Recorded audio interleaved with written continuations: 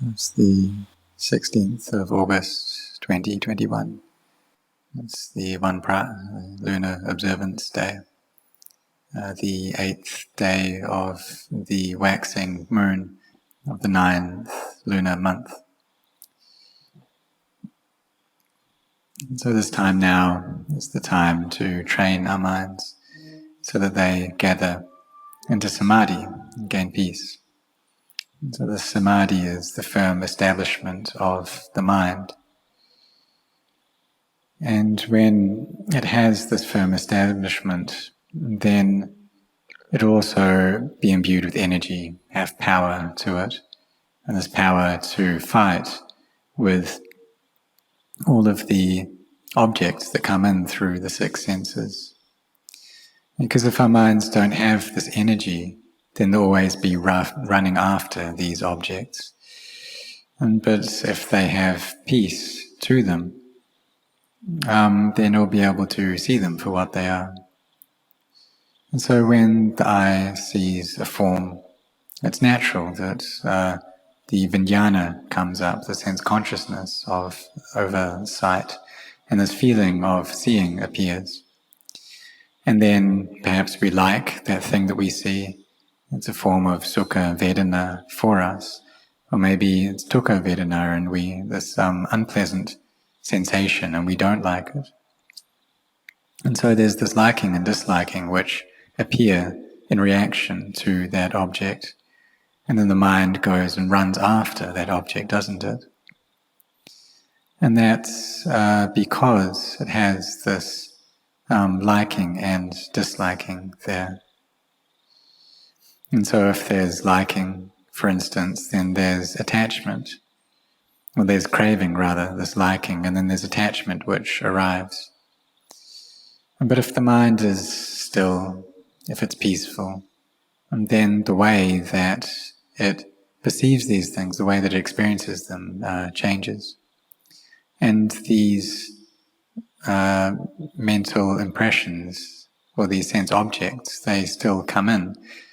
We see a form that comes in through the eye, or a sound comes in through the ear, or we smell an odor, a taste, a flavor.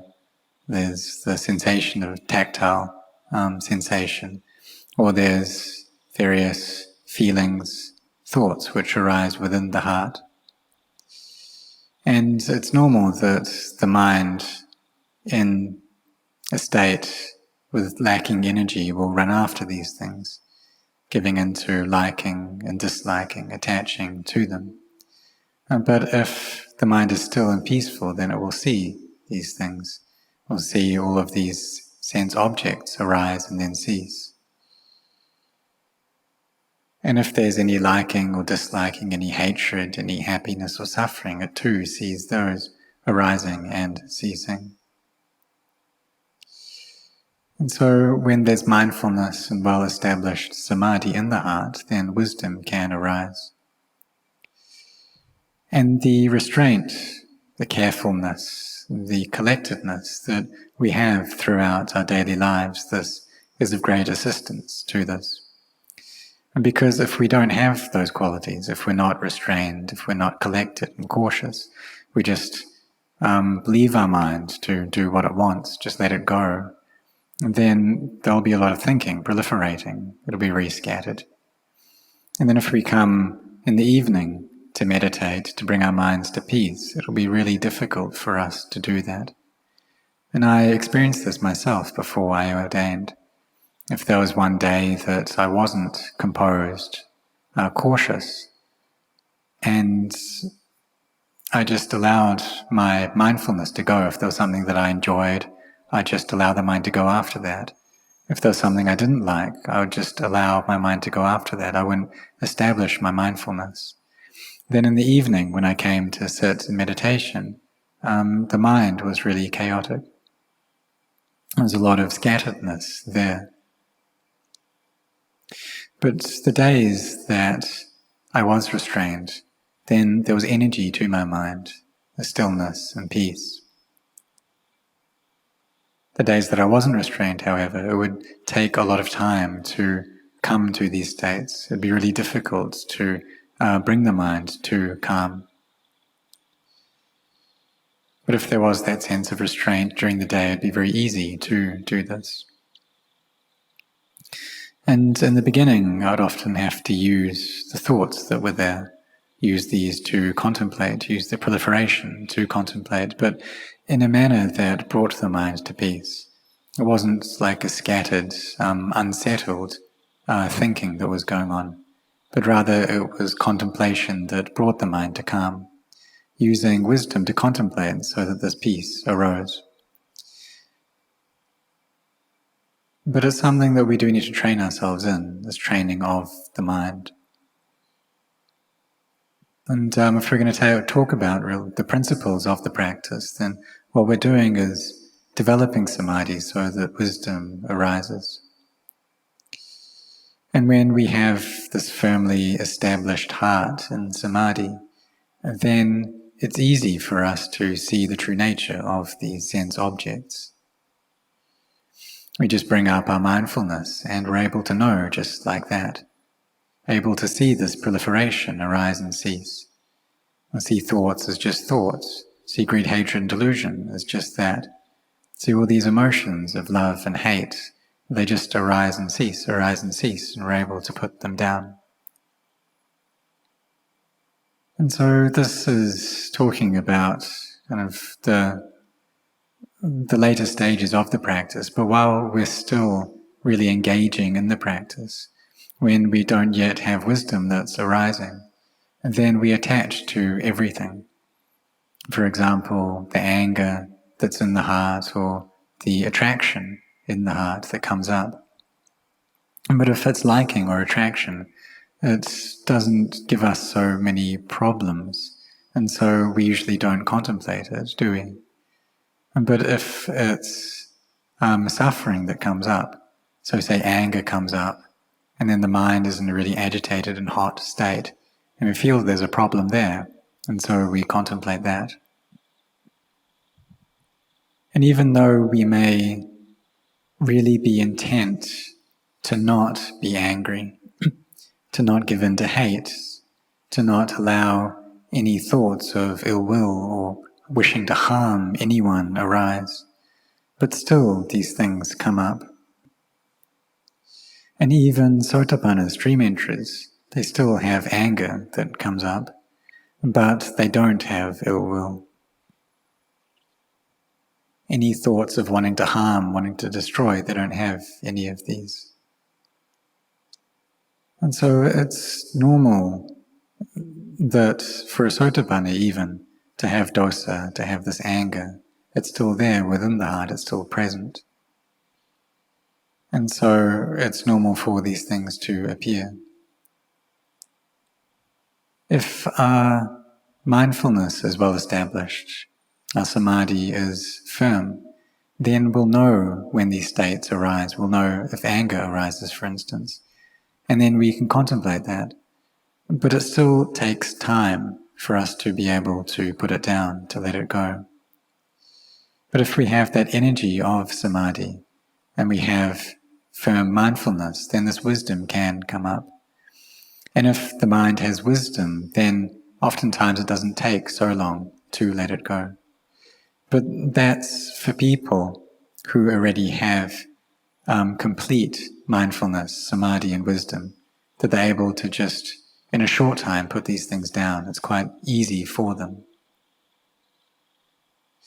But when it's difficult, or what is difficult, is when we're in the state where our mindfulness, samadhi and wisdom is not yet complete. And so, in this case, we need to manage these emotions. We need to kind of work with them, this anger that comes up. So there's one time that a woman, Rinpoche went overseas, and there was a woman who asked a question. He asked how, when anger comes up, how do we sort that out? And if we know that that anger has arisen, and we are able to just let it go, then it's done with, that's it. But what about that process to let it go? How do we actually come about to that point of being able to let it go? And so Luang Por Chah asked in return, whose anger is this? Who does it belong to? Does it belong to you? And she replied, yes, it does belong to me. And then he asked, well, are you able to control this? Are you able to kind of tell it what to do? This anger or this hate? Can you order it about? Are you able to do that? Are you able to tell it to go right now? I don't want you here. Go. That you belong to me, so you have to leave. Can you do that? And so she said that she couldn't do that. We're not able to tell this anger to leave. Or we can try telling it, but it doesn't believe us. And why is that? It's because it doesn't belong to us. It's a Dhamma, a phenomena, which isn't actually ours. When the causes for it to arise come up, then it arises. But we deludedly attach to that, seeing it as belonging to us, that this anger belongs to us, this happiness, the suffering, liking, disliking. And so Luang Por Chah asked, are you able to sort this out? Are you able to control it? And she said, no. And so if you're not able to control it, then it's not appropriate to attach to it. But it's just that the mind that is deluded, it gets tricked by these states, gets tricked by its anger, tricked by its loves. And so this deluded mind is always deluded about these sense impressions. And so when we experience a sense impression, and then Vedana feeling arises, then we attach to that, and then emotions come up. There's anger, for instance, it's liking and disliking, and we attach to that again, that I am the one who is angry, and then I don't want this anger, I don't like it. So for myself, when I was practicing, I was pretty good at getting angry as well. And I didn't like it, I didn't want it, but it came all by itself. Even though I didn't wish for it to be there, it still arose. And I took it to be me, to be my anger, but I didn't like this anger. Sometimes I would hear something I didn't like, see something I didn't like, and this anger would appear immediately. But I attached to that as being mine, my anger. And then I'd have to work on it, I'd have to try to sort it out. But oftentimes I wouldn't be able to let it go. I'd still be attaching, clinging to it, still be deluded by that anger. And so we can try to tell our minds to not be angry, try to teach them. And if the mind is peaceful, then it will believe us. But if it's not peaceful, then it won't be able to accept it. And we all know already that in this path of practice, we need to abandon all unskillful or evil states. Any bad thoughts that come up, or any angry emotions, we need to abandon those, don't we? Those that have yet to arise, we shouldn't allow them to come up. And then we train ourselves to develop these wholesome qualities of mindfulness and samadhi, trying not to get distracted and not allowing that to slip. Because when our mindfulness and samadhi slips, then these emotions of love and hate appear. And when they come up, then we have to deal with them. And if we have this mindfulness and samadhi, then we're able to deal with them. So we have to understand that anger is something which has been in our hearts for a very long time already. But we can often be very impatient. We'll see that before this present moment, we'd had anger, we'd have love, we'd had hate for a long, long time. But when we come to practice, and we know that this anger, it's not good. It's a form of hell for us, the mind that's in an angry state. But if we cling, that's also a kind of hell as well. and that we don't like these things, and we want our mind to be the best that it possibly can be. But this is desire coming up. That people want to be good, we want to be good people, we want to have minds which are pure, and this is desire appearing. So we need to know how to put these things down first, how to let go of these things. Because it's not the case that when we start the practice, then we'll be able to attain to any stage of awakening just like that. It's not the case that we know that anger is something that's not good, and so we're able to just abandon it just like that. Because the causes for it to appear are still there.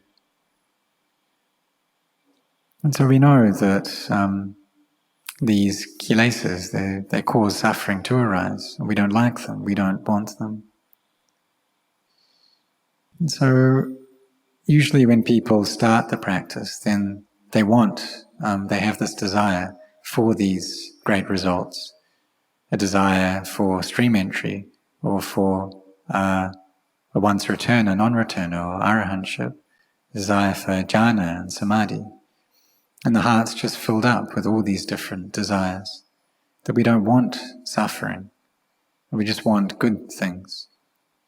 But we're not able to get that right away. It takes time. So we can think that before we were born, while we were in our mother's womb, then how long were we there for? How many months? It was about 9 months, right? And it's not the case that as soon as we're born, then we grow up right away, we suddenly become mature. That it takes time for a child to be able to walk. For them to even crawl, this takes time, and then for them to walk, and then for them to be able to run. And it depends upon time. Well, we can think about the length of time that we've had to study at school. There's 2 years of kindergarten, and then 6 years of primary school, 6 years of high school, and then to get a bachelor's degree or a master's or a doctorate. Well, how many years does that take? If we're just going to take it as a bachelor degree, how many years? From the very beginning, when we first started learning how to read and write. It's natural that children know how to speak already, but they don't know how to write. So when we start to practice, usually people want to get everything right away. And there's all this desire there. But this desire is a cause for suffering. So we need to practice with a sense of letting go, with a sense of patience and ease. But that doesn't mean that we're indifferent. We have to set our hearts on it as well, to be sincere as well. To do a lot of walking meditation, sitting meditation, to cultivate our minds. But if anger arises and we want for that to just go, want to get rid of it, to dispel it, that's not right, that's not correct. That we think that I don't like this thing at all. That as soon as it arises, we want it to immediately disappear. We want for all states of lust and anger and delusion to immediately go. But when the causes for them to arise are there, then they arise. And when those causes leave, then that thing disappears. And so what we do is we follow up with this. We bring up this knowing of the mind to know these states. If there's anger that arises, then we know that it arises. And we follow up on it, we look at it, we teach our minds. What is it that I'm angry about? And what is it that I am loving? What is it that I'm deluded about? And are these things real? Are they constant? Are they stable? And who is the one who is angry? Who owns this anger? Does the owner actually exist? We ask ourselves, well, before this, was I angry? Well, I wasn't, was I? But this anger's appeared and I've attached to it as being me. That when we see something we don't like, then it comes up. So we can ask ourselves, well, is this me? Is this a self? And so the Buddha, he taught that these Dhammas arise due to causes. And the Arahants, such as Rinpoche, they were aware of this. And so they would say that these things, they're not sure. These things change, they're unstable. Just let them go. Don't be deluded about them. Don't attach to them. Don't be deluded by the way that they kind of trick us, or their mirage. That we need to put these things down. That it's just natural for them to be this way. And so if the knowledge that we have is on top of it, then we'll be able to let them go. But to practice to that point where we're able to let it go, it's not easy. In the beginning, we're not able to do that. That we attach to everything, we see everything as being me and mine. So we can contemplate this self then and ask ourselves, where is it? Is this in-breath, is that a self? Is the out-breath, is that me? The food that we eat, this then turns into the cells in the body, and is that me? Is that a self? And see how all the organs, all the parts of this body are comprised of cells. There's huge numbers of cells within this body. So which of those cells is me? But our mind becomes deluded by these four elements which have come together. It attaches to all of it and takes it as being me, as being us, or being them. So when we contemplate these, then we'll slowly be able to let them go. The grasping that we have to them becomes less and less. And when we can see that there isn't really an us or a them, then the heart feels at ease. We're able to cultivate loving kindness very well. We're wishing, may I be well and happy, may all beings be well and happy, may no beings harm each other. But we also need to be very cautious when we meet with sense impressions that we dislike or people that we dislike. Because it can be easy to do this by ourselves, but when we meet with these unpleasant things, then this anger can come up very easily. So for myself, there was one monk who I disliked. And I had this kind of conceit that I didn't want to talk with him, I didn't want to see him. And I had a lot of anger towards him. And when I was in my heart, I'd spread metta, and I'd be able to spread this to him, and I'd feel very at ease. But when I'd go out, I wouldn't want to talk to him, and this wasn't correct. And but one day I kind of forced myself to go and talk with him. And I realized that there wasn't really anything there. There was no reason for me to be angry. It was just a wrong view that I had, this wrong view within my mind. And so when right view comes up, then we understand how things actually are. So it's important for us while we're training to be restrained and to have mindfulness throughout the day. And when we have mindfulness well established and our samadhi is strong, to a state of upacara samadhi, this neighborhood concentration, then there's a lot of ease and we're able to contemplate very effectively. And this wisdom can come up quite quickly. And we can see these sense impressions as being merely sense impressions. And there's a lot of, even though we experience these, there's a lot of joy and happiness within the heart, so they're not able to affect the mind. And we can also see this joy and happiness arise and cease. And so the suffering that we experience gets less and less. So when the mind is in a state of samadhi, then it has this, it can bring up this metta easily. And there's a sense of inner ease. You're seeing how us and all beings want happiness. No one wants to suffer.